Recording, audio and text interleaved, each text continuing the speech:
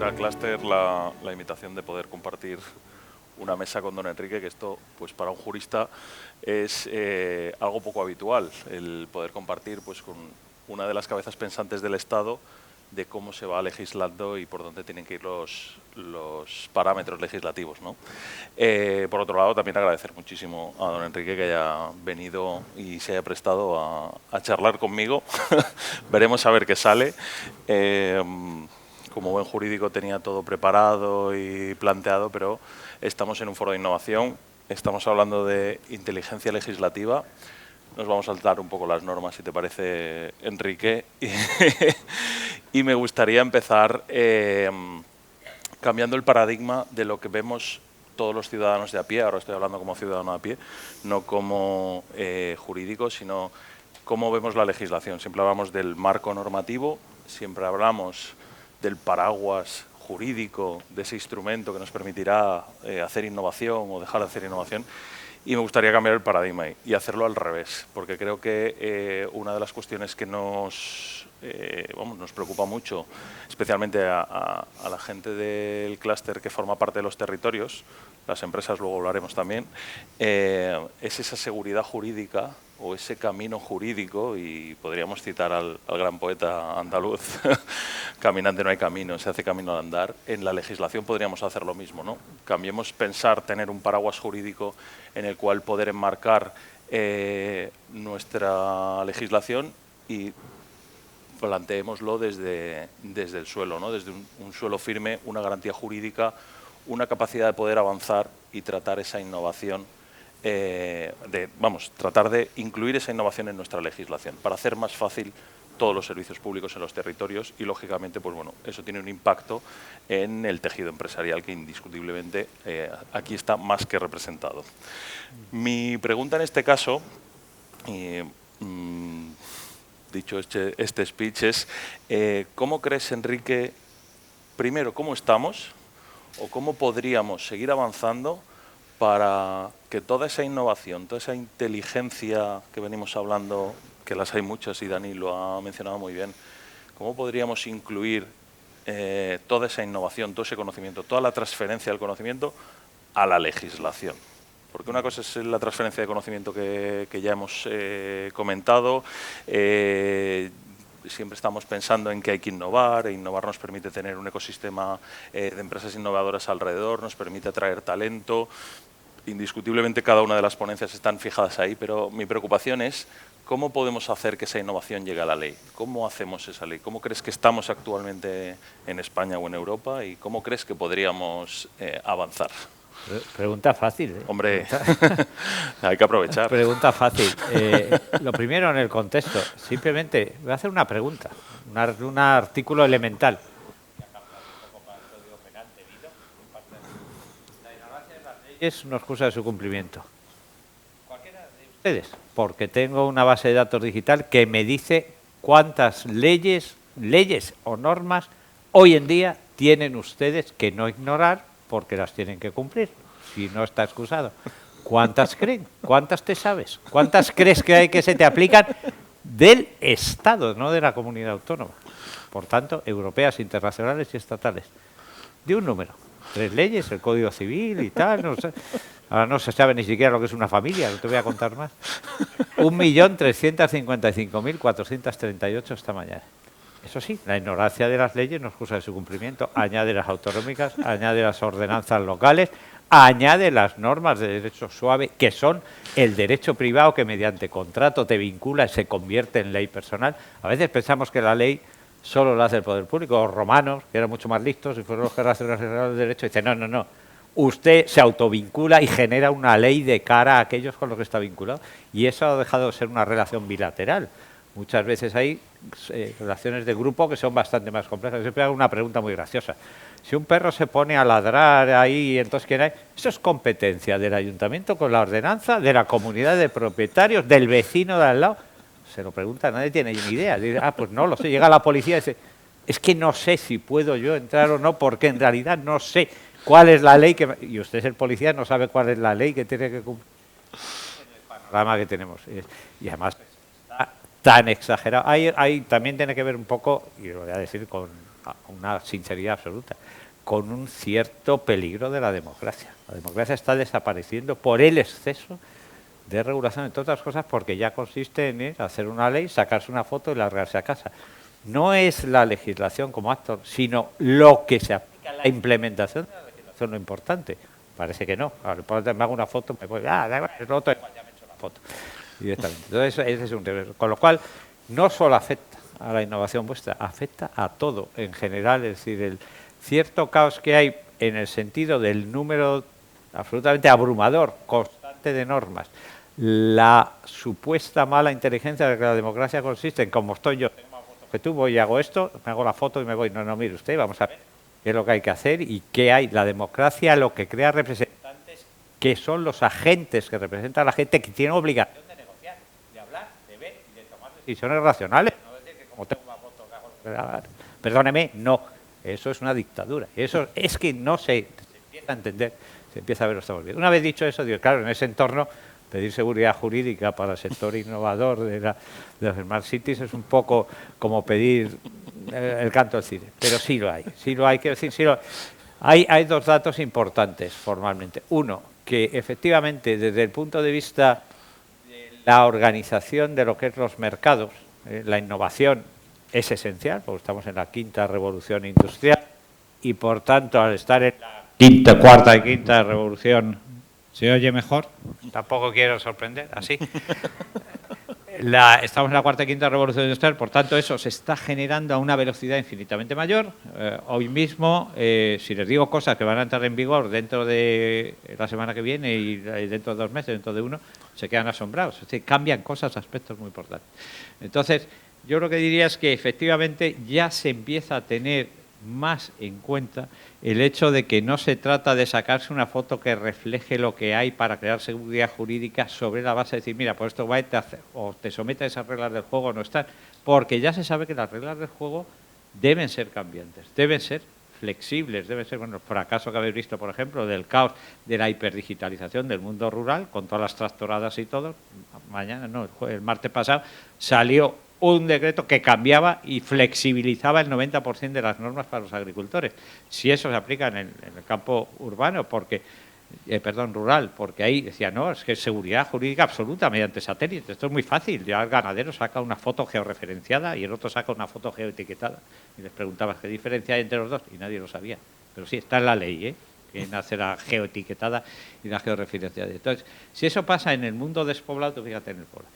Es verdad que, además, plantea otro problema adicional, y es que, vamos a ver, la ciudad o el entorno urbano en sí mismo, abstracción hecha de la innovación y de la digitalización, cuarta revolución industrial, está en sí misma ahora pendiente de otra semi-revolución. Hace muy poco, hace 1 año o 2 años, después del COVID, desde luego, de la COVID, se presentó un libro que ha hecho un experto, un magistrado del Tribunal Supremo, se llama La gobernanza de las ciudades, porque se estaba olvidando cuál es el sistema real de gobernanza, porque damos por hecho que no es tan fácil. La gobernanza de las ciudades implica una necesidad de reformas jurídicas en la que la voz cantante, además, la llevan los ayuntamientos, la llevan los municipios, porque tienen autonomía constitucional y, por tanto, pueden autoorganizarse en función del artículo 137 de la Constitución, como quieran, y tienen cantidad de servicios donde son ellos. Y fijar qué es el interés ciudadano lo fijan ellos, no lo fija ni la comunidad autónoma ni el Estado. Pero eso dentro de unos marcos que están cada vez más hiperlegalizados. Entonces, la cuestión sería, es decir, ¿qué hay que pensar que se puede hacer? Viendo el mundo suyo empresarial, lo que se trata además de crear el suficiente elemento de flexibilidad para que lo que hacen, siendo obviamente de interés público, es decir, las empresas básicamente, no nos engañemos, son las que aceptan el riesgo como motivo para crecer, porque la economía se sabe que utilizas sistemas inteligentes, y ya daba el dato anteriormente, que está dicho en el primer libro que hubo, la digitalización del gobierno, que hablaba en broma, que siempre lo llevo, que dice que no fracasa el sistema donde crea un principio de seguridad jurídica en el cual el 70% de los contratos aún así fallan. Lo que hay que hacer es prever que una vez que fallen, inmediatamente se rectifiquen. El efecto silo, el efecto crear sandboxes, el efecto de crear ambientes donde se sabe que lo que se crea puede fallar y no se sabe, pero que es necesaria crear la flexibilidad para gestionar y por tanto flexibilizar lo que la seguridad jurídica decía antes, a su vez crea otro tipo de seguridad jurídica. Voy a poner un ejemplo muy curioso. Por ejemplo, en un campo muy divertido también, que suele gustar a todo el mundo, en el campo de los animales de compañía, los animales abandonados. Todos los servicios de recogida de los ayuntamientos y tal, normalmente había una cierta tendencia a hacerlo ya por contratación y eran empresas. Una empresa de 5 años, 6 años, iba. Bueno, llegaba un partido político nuevo después de las elecciones. Mire usted, es que yo quiero sacrificio cero. ¡Ay, Dios! Claro, yo es que he hecho el cálculo diciendo que a la vez cuando tenga las perreras llenas o lo que sea, automáticamente le llamo sacrificio y viene. Sí, pero es que llevan otros. Y ahora el pueblo precisamente ha dicho que no, que lo que quiere es que haga usted un esfuerzo para ver cómo digitalizar. ¿Ese contrato se puede cambiar o no se puede cambiar? Las preguntas parecen tontas.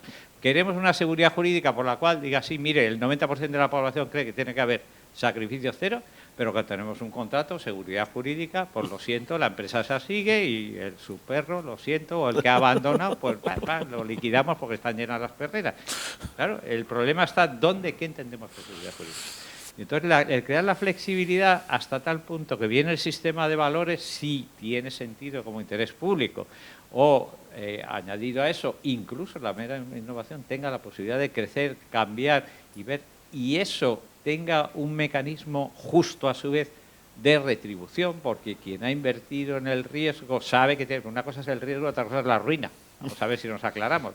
Cuando llega la inseguridad jurídica es cuando alguien, sí, valoro el riesgo, sé que puede salir bien, se puede salir mal, para eso está la ley concursal, que menos mal que se ha hecho por fin en España una ley concursal razonable, directamente que hasta una persona privada puede meter la pata, y como meto la pata, pues mire usted, sí, soy el concurso, porque solo las empresas van a tenerla. No sé si han leído la noticia aquella de que han acabado perdonando la deuda a un señor ya anciano, discapaz y tal, que tenía una deuda de 5 millones y dice, mira, es que no voy a decir el banco para que no presumir, tampoco, no sé siquiera, a lo mejor es el que acaba de hablar. Y mire usted, pero es que vamos a condonarle, porque este señor es que es como la esclavitud, eso no es ni seguridad jurídica ni nada. Entonces, si eso, digo, trasladar eso al mundo de la inversión empresarial en el campo en el que están es absolutamente esencial. ¿Por qué? Estamos hablando del 5G, estamos hablando de la inteligencia artificial, estamos hablando del net zero, que acababan de hablar, de emisiones, estamos hablando de movilidad de transportes, que es un campo que evoluciona todos los días. El coche que había aquí de Tesla que está manejando eso, si ven eso ya se ha quedado anticuado y ya no saben qué hacer con él. Y por tanto, el patinet suena a broma. Es decir, pero toda la movilidad, todo lo que tiene mucho que ver formalmente con los campos en los que se mueve la inteligencia de las ciudades, efectivamente, dice, no las ciudades inteligentes, sino la inteligencia que debe cubrir toda la acción pública, todo eso son sectores donde, a mi juicio, se pueden hacer normas, y ya las hay, y las empieza a ver, que cubren la transversalidad de todo ello. A lo mejor se pueden hablar de algunas de ellas, los hubs, los sandboxes, la alternativa que permiten la flexibilidad de correr ese riesgo sabiendo cuáles son los límites de ese riesgo, y a su vez es inevitable ir uno por uno. No es lo mismo las zonas de bajas emisiones, con, por ejemplo, uno de los problemas más graciosos que hay, zonas de bajas emisiones, los coches y tal. Pero por la Dirección General de Tráfico se ha negado y sigue negándose a incluir ahí las normas de los gases de efecto invernadero. Es decir, vamos a ver, sí, entonces, ¿qué se entiende por emisión? ¿No? Emisión solo las que contaminan, causan problemas de salud pública, de salud, o también las emisiones que causan problemas ambientales generales para la totalidad de la población. Es curioso, hacemos una zona básica de emisiones donde uno de los elementos claves que debería estar en la tarjeta, que decimos sí, y los defectos, no, esos no están todavía. Bueno, pues no lo dejo circular a este o otros datos, por ejemplo, va a salir dentro de poco los coches históricos, que me reía. Se entiende por coches históricos todo coche de más de 30 años. Vamos a ver, yo tengo los coches históricos, y además son muy agradecidos. Bueno, decía mi mujer que si me moría me enterraran con ellos, porque siguen funcionando perfectamente. Ha desaparecido la compañía, ha desaparecido todo.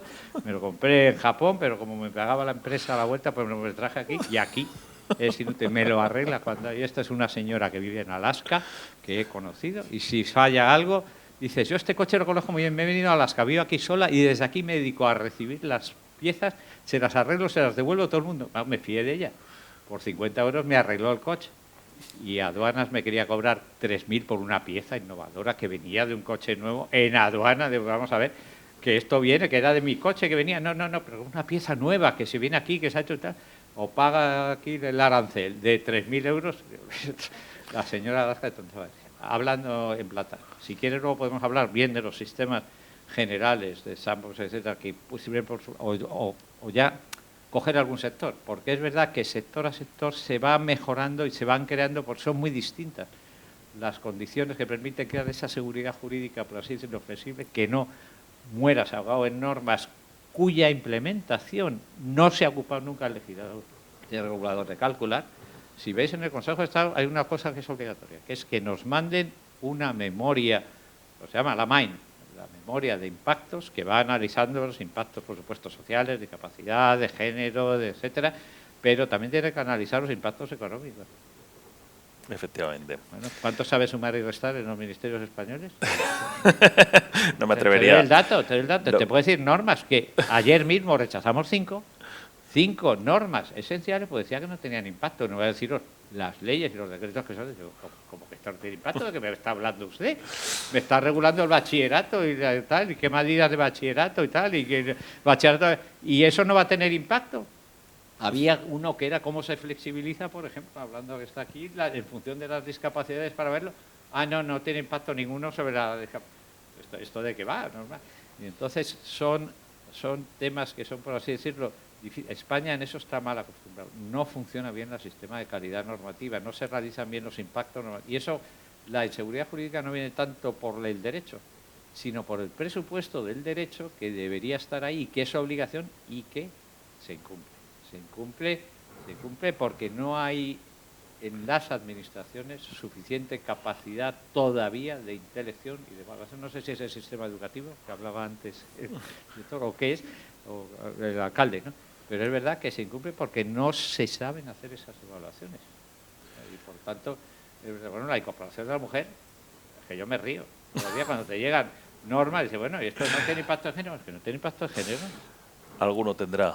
Habla con las mujeres del sector, que te las voy a presentar a todas, porque las conozco yo, pero tú no las conoces. Eso es. Y entonces, ese es un ambiente importante. Yo soy, de todas formas, me gusta lanzar siempre una optimista. Es decir, caminamos hacia un mundo en que parece, ya se habla del antropoceno, esto que tal, ya no habla, lo que tenemos que hacer es desaparecer aquí como especie, porque esto ya, si no nos vamos, no obedece que vengan ya las cucarachas de una vez para sustituirnos, ¿no? Porque tú miras el reloj del tiempo de 24 horas y el ser homínido, a ver, desde el tiempo, la vida en la Tierra, ¿cuándo surge los homínidos? No es el Homo sapiens, el Homo antecesor, en 24 horas, en los últimos 4 segundos. Estamos aquí, llevamos nada. El Homo sapiens lleva medio segundo. Estamos llamados a desaparecer. Y hay una corriente muy fuerte, muy pesimista, en donde el mundo digital se le atribuye la capacidad de ser la primera maquinaria de destrucción. Y eso me preocupa mucho. La inteligencia artificial. Yo, perdona, Enrique, que te interrumpa, si no, porque hay confianza con el presidente y el gerente. Les he pedido 3 veces más tiempo porque sabía lo que podía pasar. Tengo 15 preguntas preparadas para ti, con lo cual ahí tenemos el segundero al cual deberemos hacer un poco de caso. Y me gustaría hacerte una pequeña pregunta ya, porque nos quedan 6 minutos escasos. Pero bueno, es que es un gusto poder escucharte y entender un poco más cómo funciona el sistema legislativo.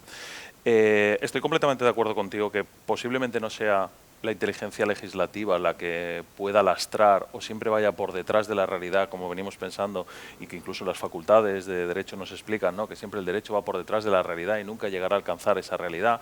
Y legislamos siempre, entre comillas, ¿no?, un poco a toro pasado para saber qué ha pasado y poder legislar, ¿no? Y esto me trae a colación pues 2 cosas. Un camino intermedio que me gustaría, pues bueno, algún día con algo más de tiempo poder debatir, que es poder meter la innovación en los propios instrumentos jurídicos que ya tenemos. Es decir, la ley de contratos del sector público, tan agradecida por todos y cada uno de los presentes, tanto desde el sector público como desde el sector privado, creo que es la legislación más querida, a la cual además yo me dedico casi en plenitud. Tiene un montón de figuras jurídicas que no se utilizan habitualmente e incluso permite una flexibilidad que espero que no haya ninguno, pero, o al menos que no me critique mucho, nuestros amigos los interventores o secretarios de ayuntamiento, aplica férreamente y es incapaz de flexibilizar. Cuando la legislación no es férrea e inflexible, o sea, permite la inclusión de mucha innovación. Y aun utilizando este camino que tenemos entre medias de decir, bueno, pues meto algún elemento innovador en los criterios de adjudicación, en las solvencias, quiero que las startups puedan formar parte de esas legislaciones, no solo vayamos a contratar al de siempre o al que viene desarrollando los últimos años. Todo esto creo que lo podríamos superar con una flexibilización, pero apurando estos últimos 4 minutos, sí que me gustaría hablar contigo o que nos explicaras un poco el ya muy manido concepto de sandbox, que creo que en el campo legislativo es justo lo que estaba yo diciendo al principio. Pasamos de tener un paraguas jurídico o un marco jurídico a intentar hacer un camino jurídico. El sandbox nos permite, y esto bueno, lo explicas tú mucho mejor, pero de manera rápida nos permite establecer un espacio de pruebas para ver cómo va a funcionar eso, cómo podremos hacerlo, y de todo ese conocimiento que recojamos de ese espacio de pruebas, con todas las garantías, seguridad jurídica, de que quién entra, cómo entra, en qué condiciones, que todas estas partes ya más técnicas las obvio, ¿no? Pero me parece que es un cambio de paradigma en la legislación el decir, vamos a probar algo en un espacio entorno controlado de pruebas y de eso que vayamos a aprender, de esos resultados que vayan a venir, los podemos transferir directamente a la legislación. Es decir, podemos incluso impactar en la modificación de una legislación concreta. No, eso se basa en el sandbox, ya está establecido en bastantes campos, igual que la ley esta de innovación empresarial. Bueno, sandbox es un sistema por el cual simplemente se excepciona la aplicación de determinadas reglas dentro de un marco en que no se rompan los principios jurídicos correspondientes. Y eso ya sí que está muy regulado, muy impuesto. La reacción de cuál es un interventor ante un sandbox es la misma que tiene ante el contrato normal donde permitía flexibilización, y es que los interventores son los interventores, que se lo hace, Dios lo ha querido así, bendito sea Dios. Porque también, y el riesgo que hay, lo curioso es que pese a que hay interventores sigue habiendo corrupción masiva. Entonces vamos a ver, el problema está en la intervención, en los mecanismos que vemos o en cómo se hace.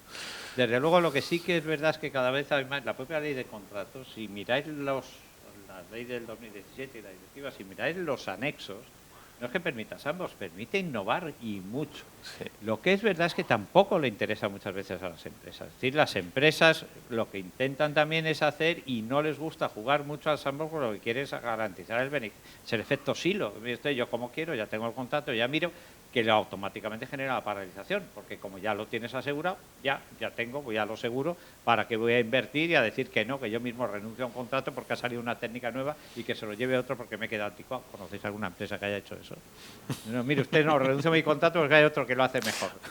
Y es por no fastidiarle a usted, mire, vamos aquí a llegar a un mutuo acuerdo, yo me salgo y que venga la nueva empresa. Eso funciona así en el mundo empresarial, es decir, todo tiene sus mecanismos. Desde luego que existen esas, o los hubs, por ejemplo, la técnica urbanística, hablando de ciudades por las cuales los hubs tienen ciertas normas de especialización, ha producido un fenómeno. Yo estoy ahora ayudando mucho puramente filantrópico, cosas que no tiene que ver con el Consejo de Estado, a hubs donde se ve todo, se ve la innovación, lo ha permitido el ayuntamiento, lo ha permitido la administración. Entonces llega ya el diseñador, el arquitecto, va y me llama. Sí, pero es que he hablado con las empresas y las propias empresas no saben realmente qué es la innovación que tienen que hacer, no saben los espacios internos que necesitan. Entonces tú te mueves en el sector en que a lo mejor necesitan un hub, yo que sé, para investigación de biomedicina, lo que sea. Entonces tienen todo permitido y me llama el arquitecto para ver eso permitido, si necesitan más espacio aquí, si tienen que ser naves grandes, naves pequeñas, si debe ser espacio de coworking, como decía antes. Porque las empresas tampoco tienen esa facultad de innovación. Pero yo aquí soy optimista, es decir, que si estás dispuesto a saber el riesgo que asumes y a su vez te das cuenta de dónde ese efecto silo es perjudicial para ti mismo a corto plazo, porque el corto plazo sigue dominando, sobre todo en momentos de falta de liquidez, yo creo que sí hay bastantes más mecanismos de lo que creemos. Y el problema está en que efectivamente todo eso se ve desde la perspectiva jurídica como una ruptura muy grande de principios jurídicos esenciales, que es la regla de la competencia, que todos lo mismo, que todos iguales, que los contratos la misma duración que tiene, y eso sí que yo creo que ya en el ordenamiento tiene bastantes, de luego en contratación pública tiene bastantes más que hay, aunque siempre se acaban generando problemas de interpretación, pero bueno, todas cosas, todo contrato con la administración estatal donde haya una diferencia de interpretación puede pasar por el Consejo de Estado. Me va a llegar, pero no lo digo porque si no me volvéis loco. Pero llega y acabamos resolviendo nosotros directamente si era o no era, si era el 5%, el 4%, qué modalidad había. O, por ejemplo, te digo, a veces hay pasan cosas raras. todo contrato donde se hace un contrato de obra un poco más extensa y luego tiene también el contrato de asesoramiento técnico que elabora el proyecto y hace el seguimiento de esa propia empresa que está outsourced, ya no lo hace la administración, lo hace. Resulta que hacen los dos contratos en paralelo, acaba no saliendo el contrato y te cuentas que hay un contrato firmado por una empresa para asesorar con un contrato que nunca se ha hecho, de un túnel o de sea por nuevas innovaciones. Y entonces se producen disfunciones en parte por la tramitación administrativa. Yo creo que la administración pública, tanto la local como la autonómica o estatal, tienen que mejorar mucho la formación de sus propios funcionarios. Espero que no haya muchos, por acá había uno que le dice Chema, pero digo que es que tiene que mejorar mucho porque ofrece muchas más oportunidades y en el fondo luego nos damos cuenta de que vamos generando nosotros en la interpretación formal de todos los conflictos que hay de reclamación de responsabilidades, de indemnización. La gente se cree en el Consejo de Estado, vemos normas, las vemos, pero el 90% son reclamaciones de conflictos con la administración o arbitrajes o contratos o sobre todo responsabilidad por mal funcionamiento de la administración, incluida la administración de justicia, que no sabe muy bien qué diferencia entre la función judicial y el servicio de la justicia. Y luego, y hace falta más forma. Incluso en áreas clásicas, ahora que está aquí Ángeles, vamos a ver, que un funcionario puede aprobar, yo he dicho, ¿por qué no ponemos en el Consejo de Estado que sepan y que tenga, digamos ustedes, que es un sistema de información geográfica, para ver los mapas, para saber el impacto de una norma que tiene o no tiene, directamente dónde está? Yo me he encontrado en la sección donde llega espacios naturales protegidos de la zona de influencia y tal. Digo, a ver, venga, hazme el mapa. Entonces, los mapas que te mandan por coordenadas, esto no tiene ni pie ni cabeza. Luego vamos a aportar el mapa, y claro, se quedan los letrados, pero como vamos a aportar nosotros el mapa para corregir a la administración que sea limitada por las coordenadas para saber que eso tiene sentido, que estamos invadiendo Marruecos, vamos a ver, que esto puede ser un problema. Y entonces dicen que no se puede poner mapas en los dictámenes de los estadios. Pues sabíamos, vamos. Si tienes, como le dices a la administración, que está mal, si no le pones delante de las narices dónde está equivocado o no equivocado. Y entonces todo ese tipo de cosas, en el 90% de las veces, yo es que me río, pero es que este año llevo 15 mapas, normas hechas de comunidades autónomas. De decir, vamos a ver, es que yo miro el mapa, me pongo, lo hago. Es verdad que tengo amigos que me aseguran, no, que tú eres un aficionado, vamos a hacerlo seguro. Y vaya, mire usted lo que es. Entonces se queda y digo, bueno, ¿por qué no aportamos? Mire usted, corrija esto, porque si sale esto, lo que usted está diciendo va a pasar, sea aquí, sea en el Cachucho, en Asturias, sea en lo que sea, pues genera problemas, ¿no? Entonces yo creo que hace falta mucha más formación de funcionarios porque el reclutamiento sigue siendo muy clásico. Que si las oposiciones, que si tal, pero vamos a ver, luego todo acaba al revés. Si uno mira en los registros de la propiedad, oposiciones dificilísimas, pues si manda al catastro. ¿Y el catastro de quién depende? Pues de la funcionaria, y que nadie quiere. Llévalo tú. Y entonces va allí y se monta un lío y tiene prioridad, porque claro, efectos fiscales, lo que le interesa a la gente no es que me digan que soy propietario, sino los impuestos que me vas a cobrar por decir que soy propietario si no lo soy, porque el otro ya se arreglará. Es que, y eso no funciona. Si veis los líos que me llegan todavía a fecha actual, de que no saben ni manejar formalmente el catastro. ¿Cuántas fincas urbanas se pierden al año que desaparecen? Todavía. Y es porque no saben hacer mapas. Vamos a ver. Es decir, que todo, por tanto, la seguridad jurídica, ¿qué es? Es un conjunto de todo que es más o menos relativamente complejo.